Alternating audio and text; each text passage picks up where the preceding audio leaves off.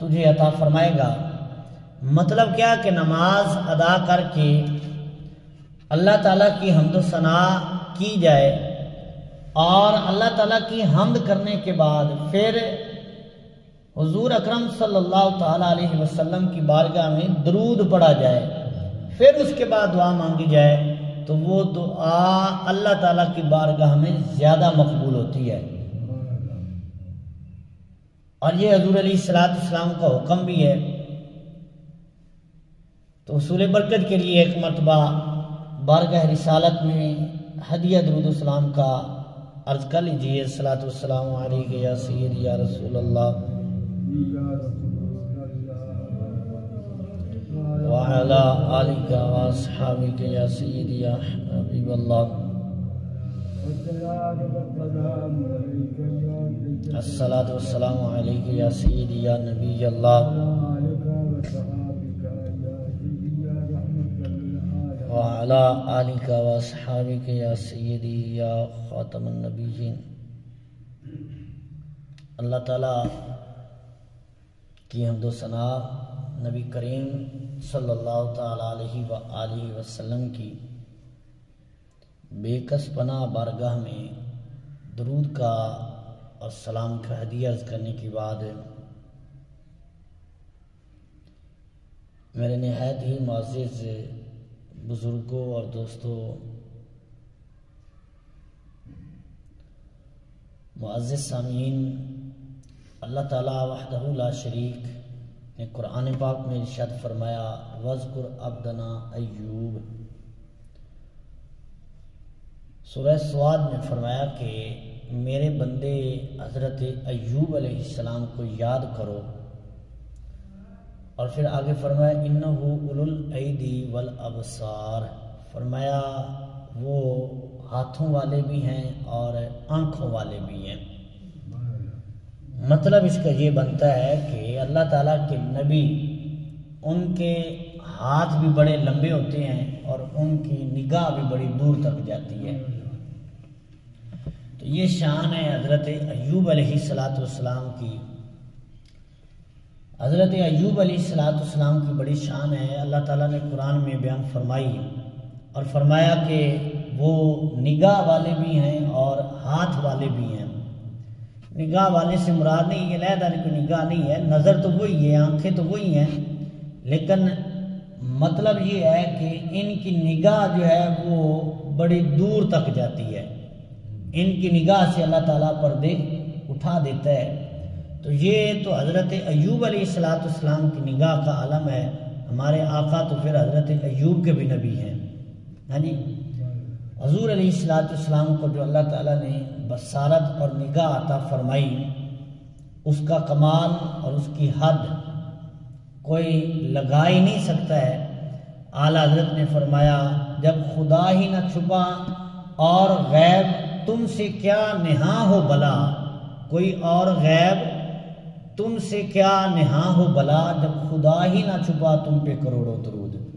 ہاں جی، کہ اللہ تعالیٰ نے اپنا دیدار بھی اپنے محبوب کریم علیہ السلام کو جاگتی آنکھوں سے عطا فرما دیا۔ اس کائنات میں سب سے بڑا غیب اللہ تعالیٰ کی ذات ہے کہ کسی نبی نے بھی اللہ تعالیٰ کو جاگتی آنکھوں سے جو ہے وہ نہیں دیکھا ہے۔ تو یہ معجزہ اور یہ کمال بھی اللہ تعالیٰ نے اپنے محبوب کو عطا فرمایا ہے کہ اللہ تعالیٰ نے اپنے محبوب کو جاگتی آنکھوں سے دیدار عطا فرمایا ہے۔ تو اس لیے حضور علیہ السلام کی بصارت اور حضور علیہ السلام کی نگاہ کی کوئی حد ہے ہی نہیں ہے۔ اور پھر پچھلے 2 جمعوں پر اسی حوالے سے کچھ باتیں میں نے عرض کی ہیں، تو آج بھی انشاءاللہ تعالی اسی حوالے سے جو ہے وہ مزید کچھ باتیں جو ہیں آپ کے گوش گزار جو ہے وہ کرنے کی سعادت حاصل کروں گا۔ حضور علیہ السلام کو اللہ تعالیٰ نے جو بصارت عطا فرمائی ہے، ایک تو یہ ہے کہ بندہ یہاں بیٹھا ہوا ہے، آگے کوئی دیوار ہے، پردہ ہے، تو اس سے آگے جو ہے وہ بندے کو نظر نہیں آتا، وہاں تک بندے کی نظر جو ہے وہ محدود ہو جاتی ہے، رک جاتی ہے۔ جب دیوار بن گئی آگے تو اس دیوار سے آگے جو ہے وہ بندہ نہیں دیکھ سکتا۔ لیکن اللہ تعالیٰ نے اپنے پیاروں کو یہ طاقت عطا فرمائی ہے کہ ان کی نگاہ کے آگے کوئی دیوار جو ہے وہ رکاوٹ نہیں بن سکتی۔ اللہ تعالیٰ نے یہ بصارت اور یہ کمال عطا فرمایا ہے کہ دیواریں پیچھے رہ جاتی ہیں اور اللہ والوں کی نظر اس سے بھی آگے چلی جاتی ہے۔ اور اللہ والوں کی نظر کا کمال یہ ہے کہ جو بندے کے دل میں خیال پیدا ہوتے ہیں اللہ کے محبوب بندے ان کو بھی جان لیتے ہیں۔ اس طرح کے واقعات سرکار سیدی سندی آقائی و مولائی حضور غوث پاک رضی اللہ تعالیٰ عنہ ان کی حالات زندگی میں میں نے کچھ عرض کیے ہیں۔ تو یہ تو حضور غوث پاک کی شان ہے کہ وہ دل میں خیال پیدا ہو اس کو جان لیتے ہیں، اور حضور غوث پاک حضور علیہ السلام کی اولاد میں سے ہیں۔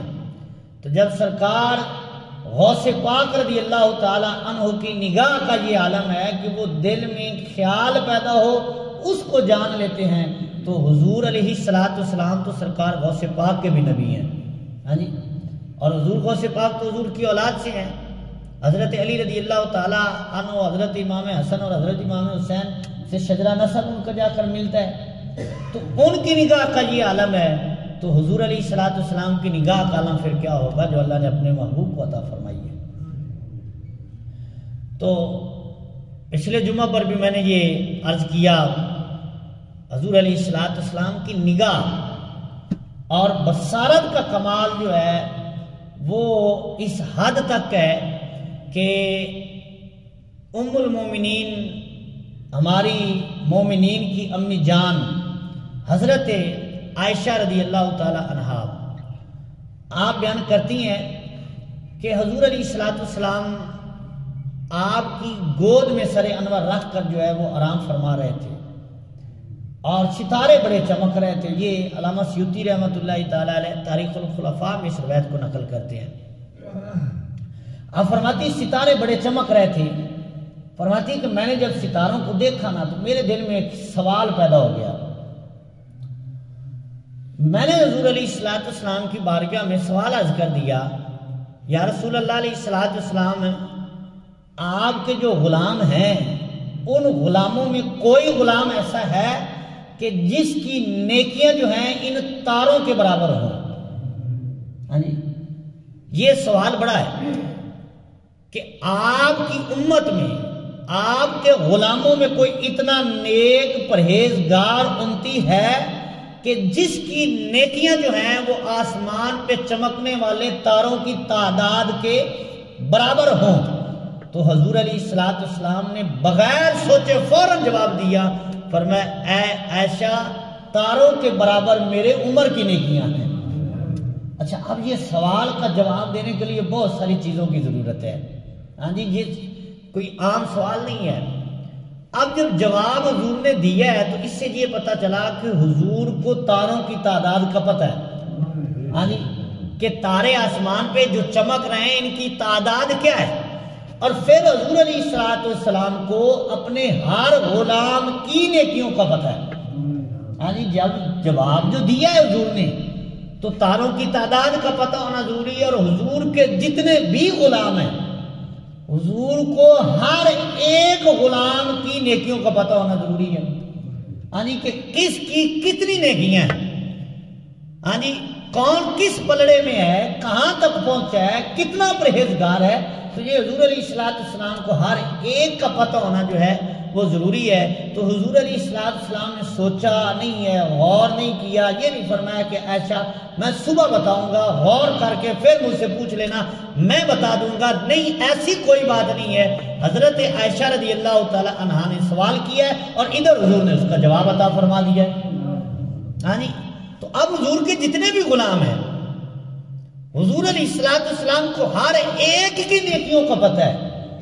اگر حضور علیہ السلام یہ جو فرما رہے ہیں کہ عمر کی نیکیاں اتنی ہیں جو تاروں کی تعداد کے برابر ہیں، تو ہو سکتا ہے کسی غلام کی آگے ہوں یا تھوڑیاں ہوں یا زیادہ ہوں، تو نہیں، حضور کو پتہ ہے کہ کس کی کتنی نیکیاں، ہاں جی۔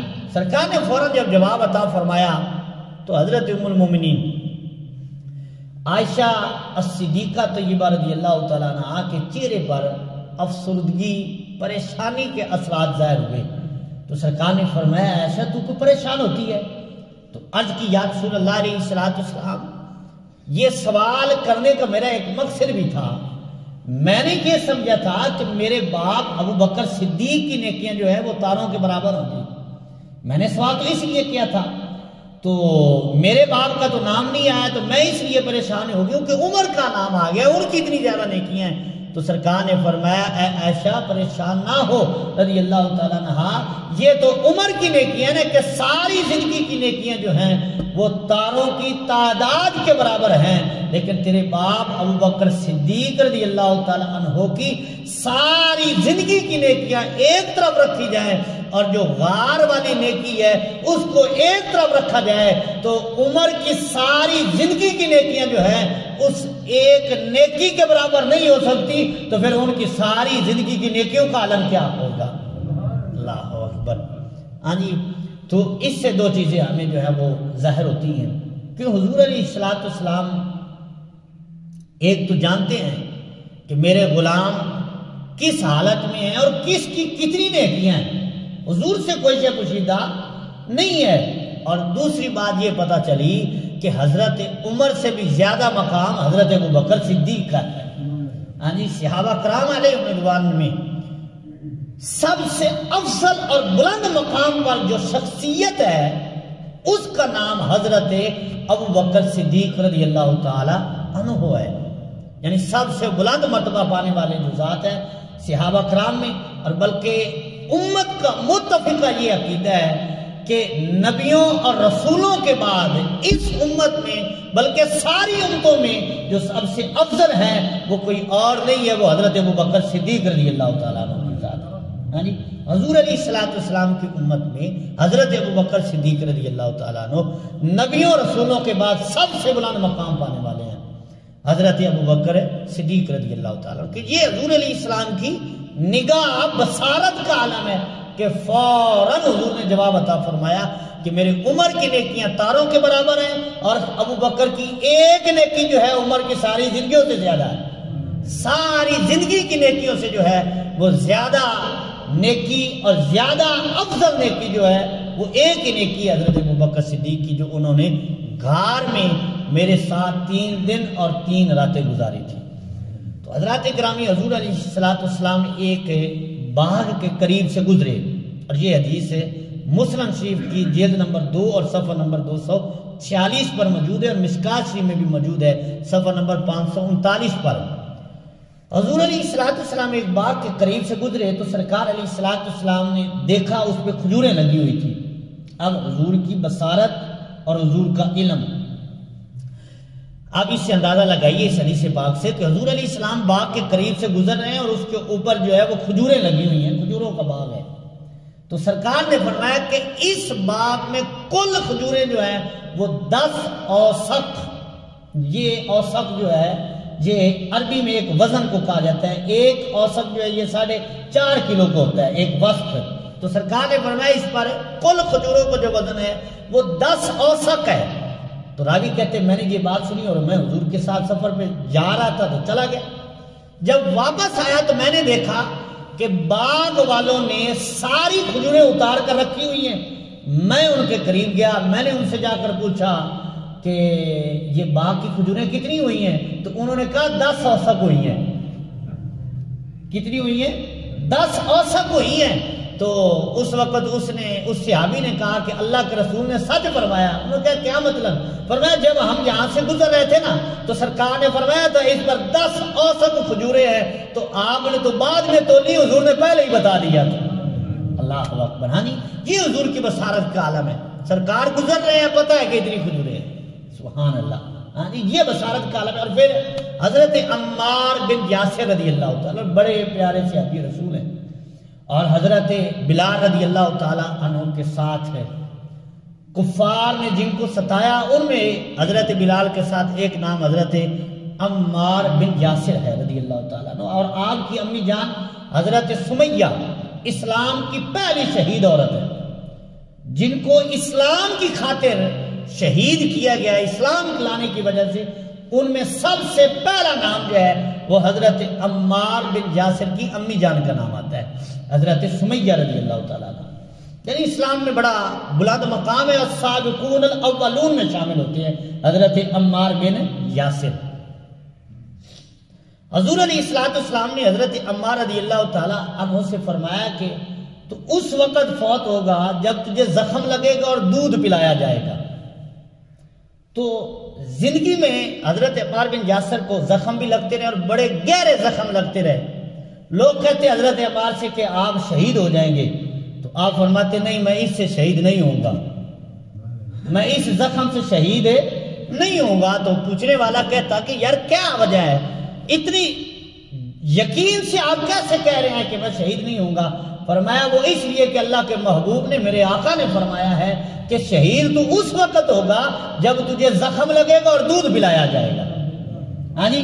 اور پھر حضرت عمار بن یاسر رضی اللہ تعالیٰ عنہ آپ ایک جنگ میں شامل ہوئے، غالباً یہ جنگ صفین کا واقعہ ہے۔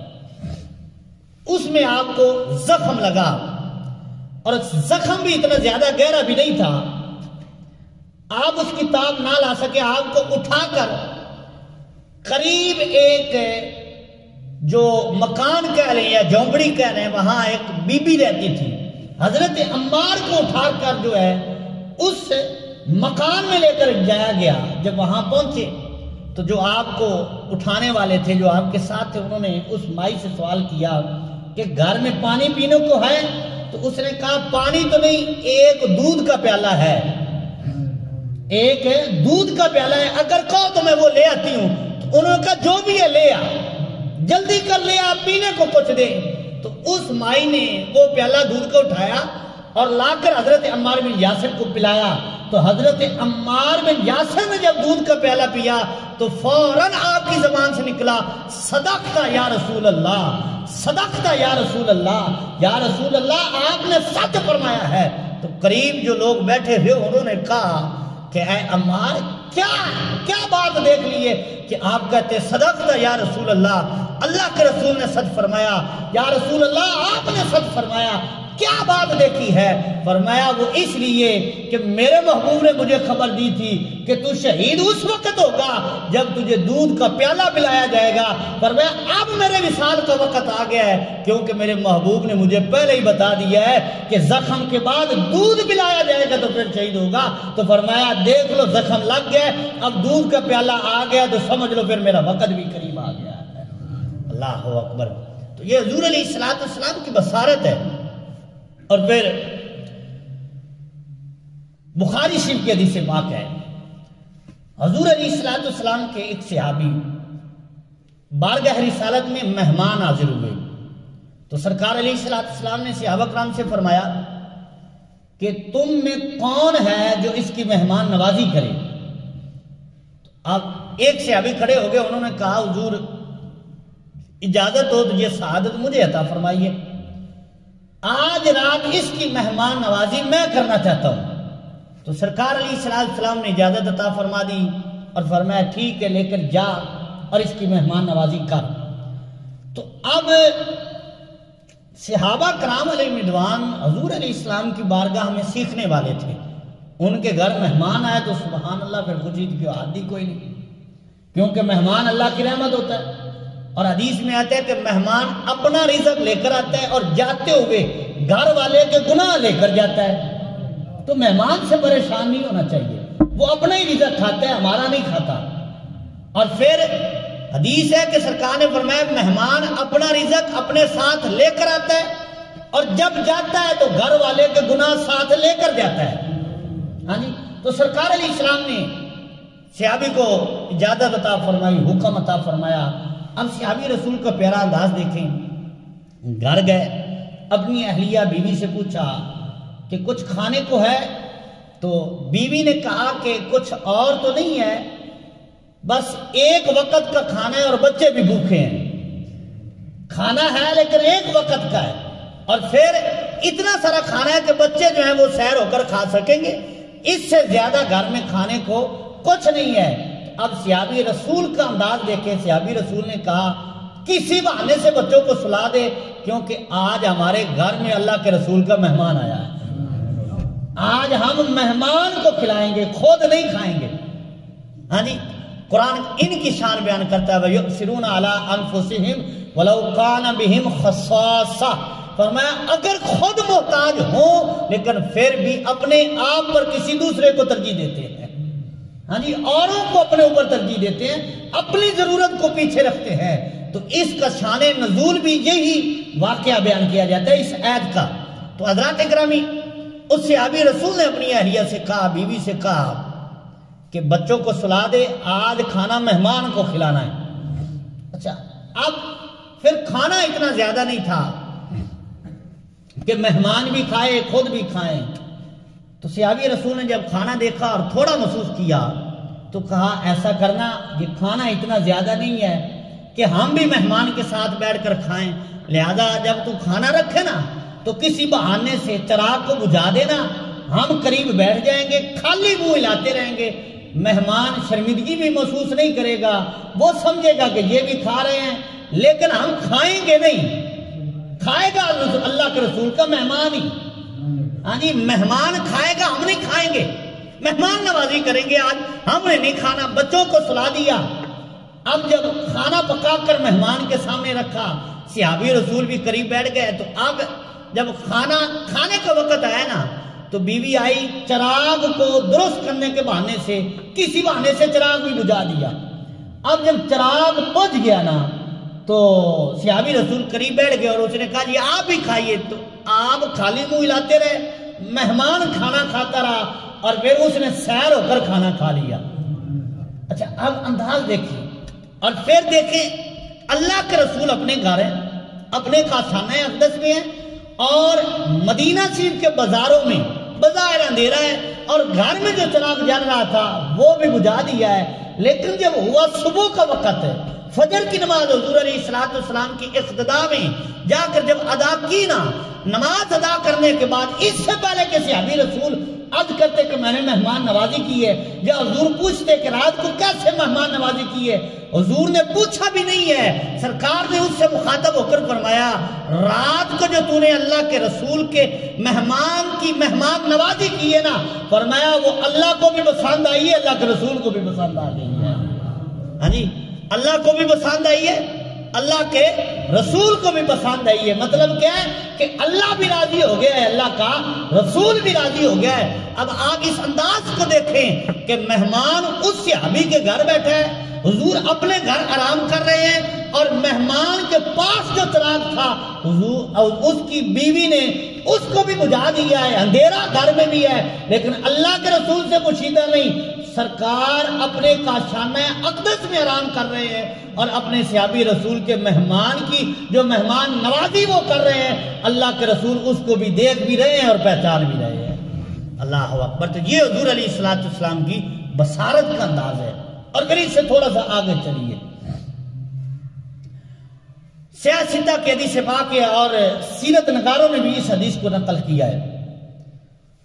حضور علیہ السلام تشریف لے کر جا رہے ہیں کہ راستے میں سواری سرکار کی بد کی، ڈر گئی. پیچھے تھی تو صحابہ کرام نے عرض کی یا رسول اللہ علیہ السلام اس سواری کو کیا ہوا ہے؟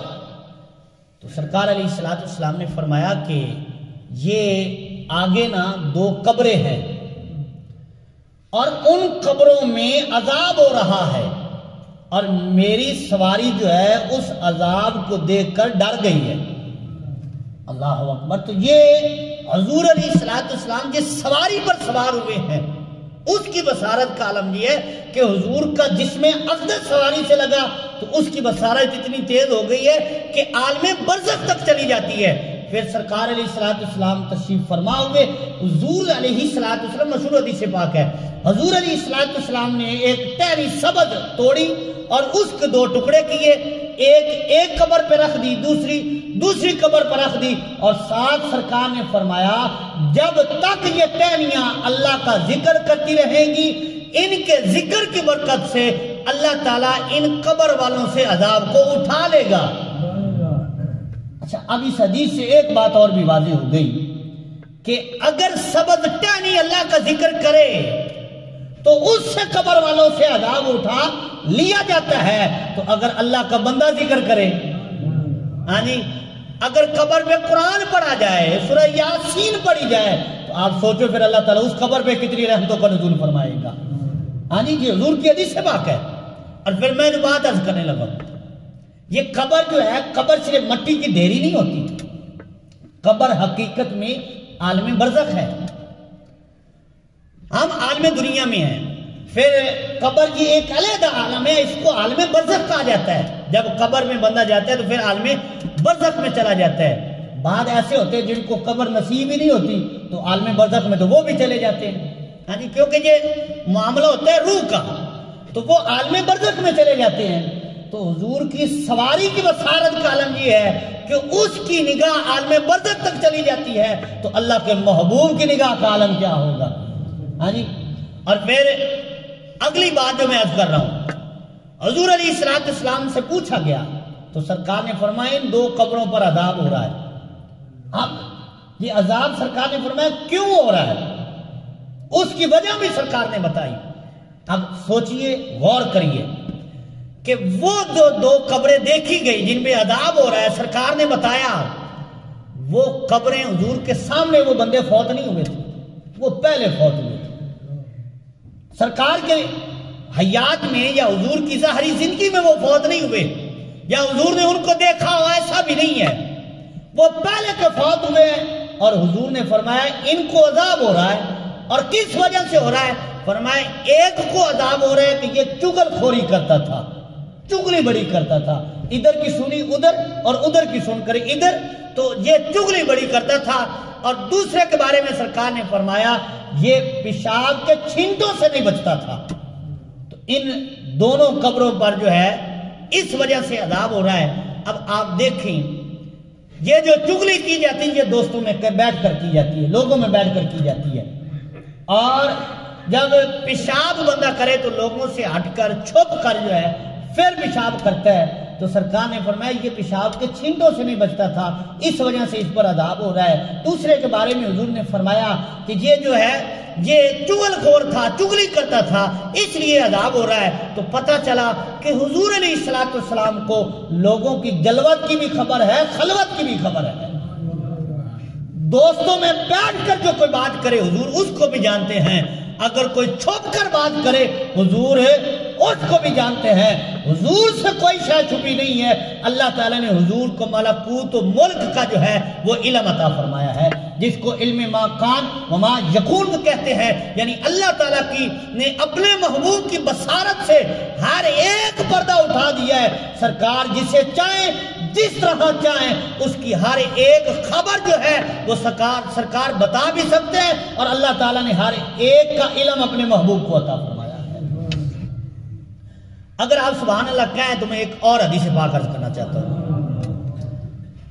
حضرت ابو ایوب انصاری نام آپ نے سنا ہوا ہے، حضور کے صحابی ہیں رضی اللہ تعالی عنہ۔ جب ان کا نام آتا ہے تو میزبان رسول نام آتا ہے، یعنی جب سرکار مکہ سے ہجرت کر کے مدینہ آئے نا تو حضور کی میزبانی جو کی ہے وہ حضرت ابو ایوب انصاری نے کی ہے۔ وہ شعر بھی آتا ہے کہ جگاؤ میرے بھی باغ ابو ایوب انصاری دے، ابو ایوب دے وانگو ہو جائے میرے گھر بھی چراغاں یا رسول اللہ صلی اللہ علیہ وآلہ وسلم۔ تو صحابی رسول حضرت ابو ایوب انصاری یہ حضور کے میزبان بنے۔ لیکن اس کی تھوڑی سی ہم ہسٹری دیکھیں، تھوڑا سا پیچھے جائیں، اصل واقعہ کیا ہے۔ اس کو علامہ عینی رحمۃ اللہ تعالی علیہ بخاری شریف کی شرح میں نقل کرتے ہیں، لکھتے ہیں، آپ کہتے ہیں حضور علیہ السلام کی تشریف آوری سے 1000 سال پہلے، کتنے سال پہلے؟ یہ 1000 سال پہلے کی بات ہے۔ اب حضور کی نگاہ کا عالم دیکھنا، جو میں حدیث عرض کر رہا ہوں اس پہ تھوڑا سا غور اور توجہ سے سننا اور دل کے کانوں سے سننا۔ 1000 سال پہلے علامہ عینی رحمۃ اللہ تعالی علیہ لکھتے ہیں، شارح بخاری ہیں، بخاری شریف کی شرح میں نزہۃ القاری میں کہتے ہیں کہ 1000 سال پہلے ایک بادشاہ گزرا جس کا نام ہے تبہ حمیری۔ تبہ حمیری جو بڑا بادشاہ تھا، اور یہ جدھر سفر کرتا ادھر ہی جو ہے وہ علاقے فتح کرتا جاتا، جس علاقے سے گزرتا اس کو فتح کر کے اپنا جھنڈا گاڑ دیتا۔ اپنی ملک میں اس علاقے کو داخل کر لیتا. تو یہ سفر کر رہا تھا کہ یہ مکہ شریف سے قریب سے گزرا تو اس نے کہا کہ اس علاقے کو بھی فتح کر لیتے ہیں. تو جب فتح کرنا چاہنا تو مکہ والے تحفہ لے کر اس کے پاس آ گئے. مختلف روایات ہیں.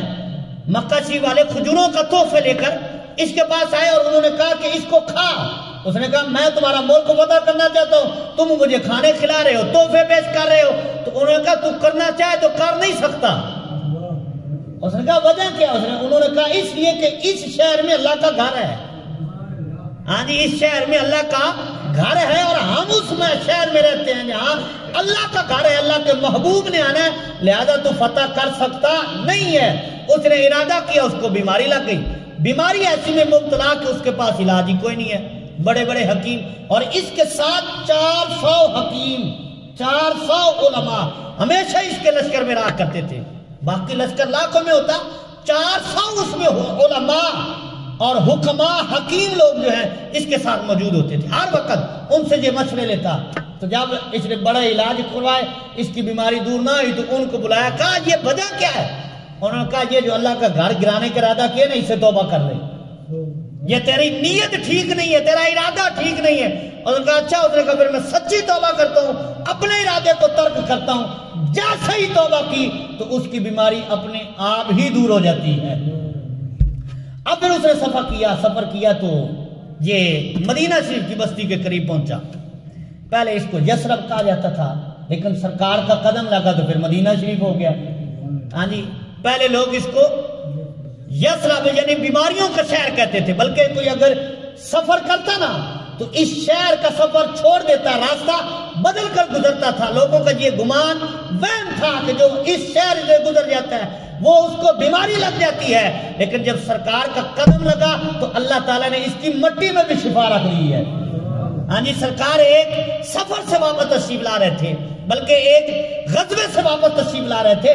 صحابہ کرام کو زخم لگے ہوئے ہیں. سرکار جب مدینہ شریف کی وادی میں قدم رکھا, مٹی اڑی تو صحابہ کرام نے اپنا جسم پہ کپڑا ڈالنا چاہا, زخموں کو چھپانا چاہا. تو سرکار نے فرمایا یہ کیا کر رہے ہو؟ تو صحابہ کرام نے آج کی یا رسول اللہ, مٹی سے جسم کو بچا رہے ہیں, زخموں کو چھپا رہے ہیں کہ مٹی لگے گی زخم خراب ہو جائیں گے. تو سرکار نے فرمایا چھپانے کی کوئی ضرورت نہیں ہے, کیونکہ اللہ تعالیٰ نے اس شہر کی مٹی میں بھی شفا رکھ دی ہے.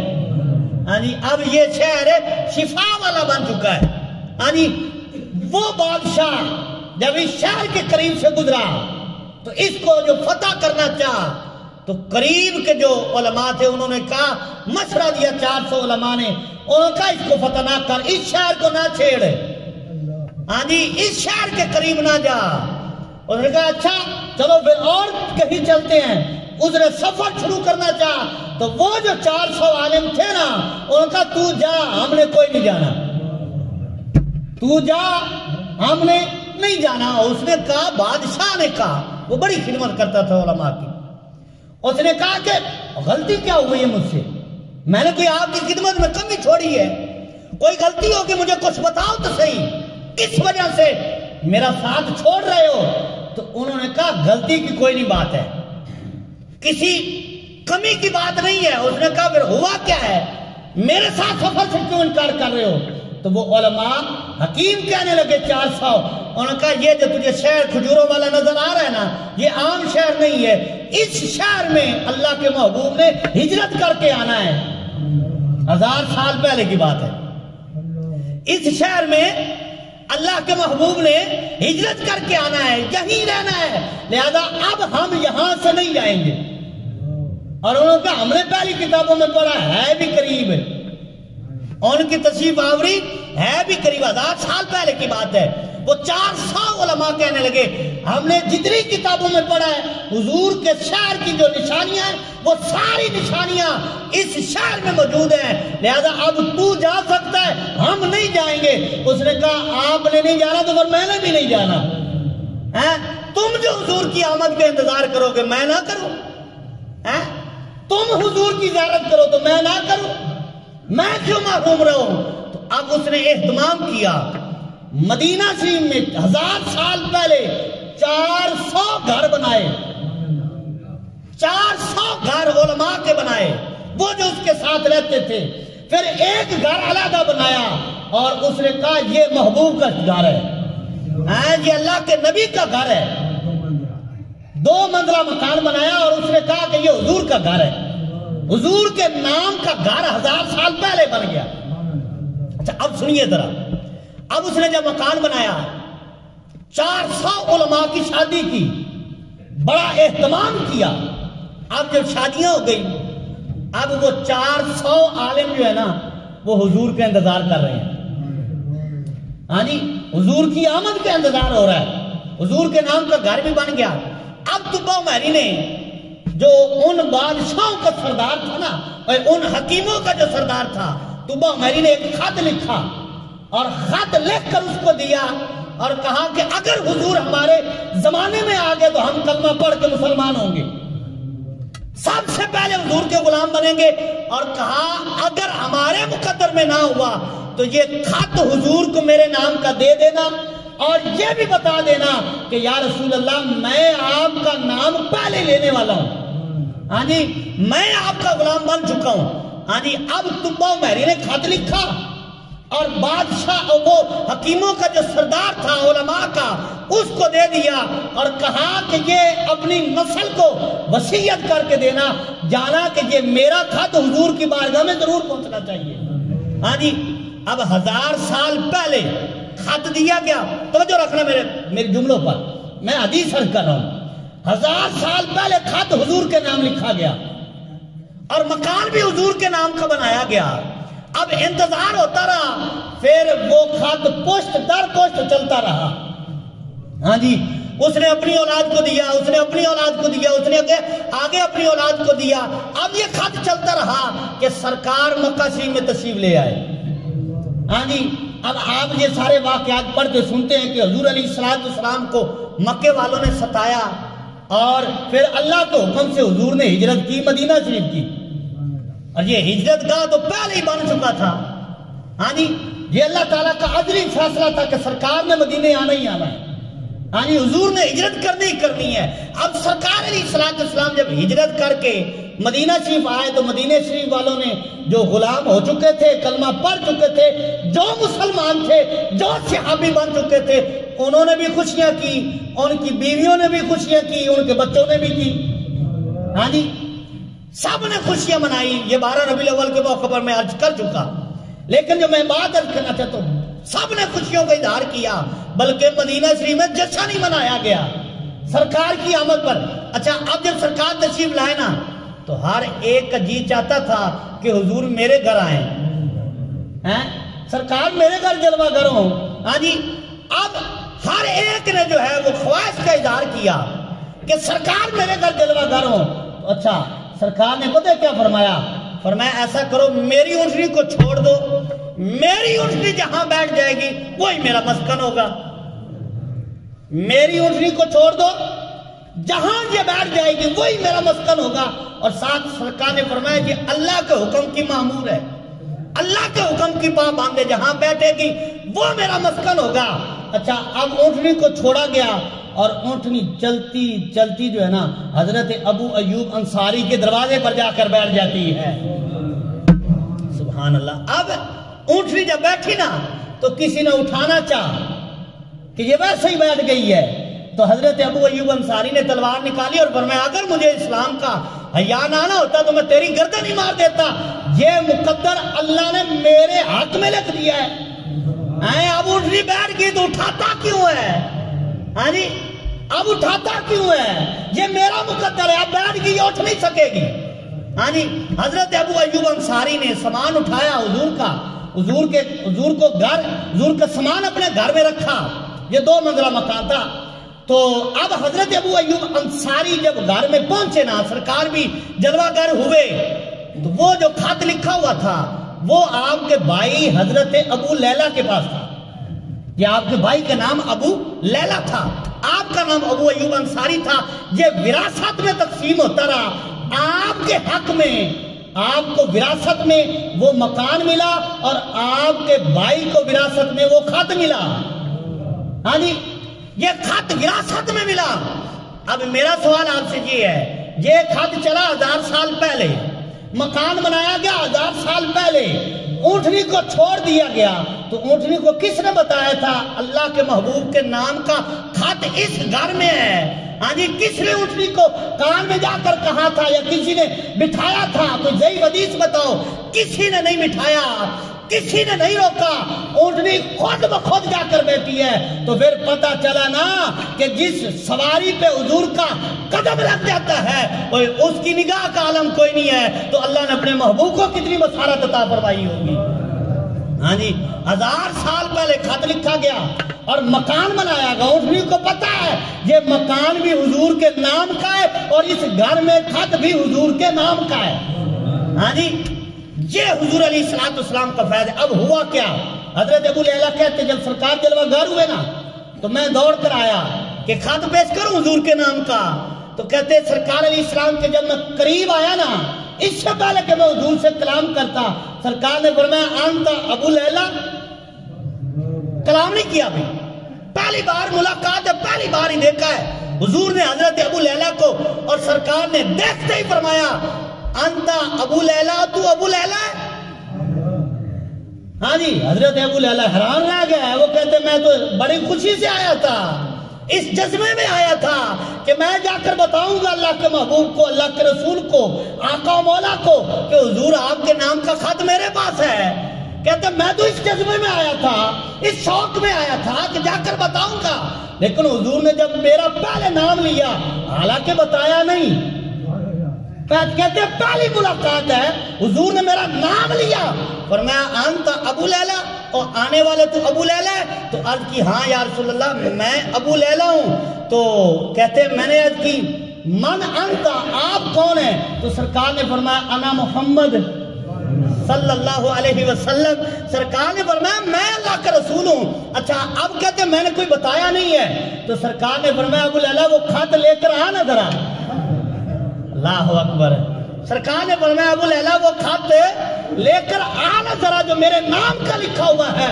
اللہ اکبر، قربان جائیں، اللہ کے محبوب نے فرمایا حضور کو پتا ہے 1000 سال پہلے خط لکھا گیا ہے، حضور کو پتا ہے کس کے پاس ہے، کس نے لکھا ہے۔ ہاں جی، یہ حضور کی بصارت ہے، یہ حضور کی نگاہ کا عالم ہے۔ تو حضرات گرامی، حضرت ابو لیلہ کہتے ہیں میں خط لیا، حضور کی بارگاہ میں پیش کیا، تو حضور نے خط کو پڑھا، حضور کی اس میں مدح بھی تھی اور حضور پر اس نے ایمان بھی لایا تھا۔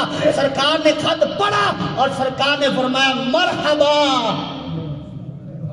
مرحبا یا طبا، اے طبا مرحبا، خوش آمدید۔ تو سرکار نے حضرت طبا کو اپنی غلامی میں قبول بھی کیا، اور ساتھ سرکار نے فرمایا طبا کو کوئی برا نہ کہے، کیونکہ 1000 سال پہلے وہ میرا کلمہ بھی پڑھ چکا تھا، میرا غلام بھی بن چکا تھا۔ اللہ اکبر، 1000 سال پہلے خط لکھا گیا، حضور کے نام کا مکان بنایا گیا، حضور کے نام کا پیغام لکھا گیا۔ حضور 1000 سال پہلے کو جانتے ہیں، ہاں جی، حضور پہلے کو جانتے ہیں، تو کیا بعد کو نہیں جانتے؟ ہاں جی، یہ حضور کی بصارت ہے جو اللہ تعالیٰ نے اپنے محبوب کریم علیہ السلام کو عطا فرمائی ہے۔ حضرات گرامی، وقت پھر ہو گیا، موضوع پھر رہ گیا، باقی انشاءاللہ تعالیٰ اگلے جمعہ پر اللہ تعالیٰ عمل کی توفیق عطا فرمائے۔ آمین وما علیہ۔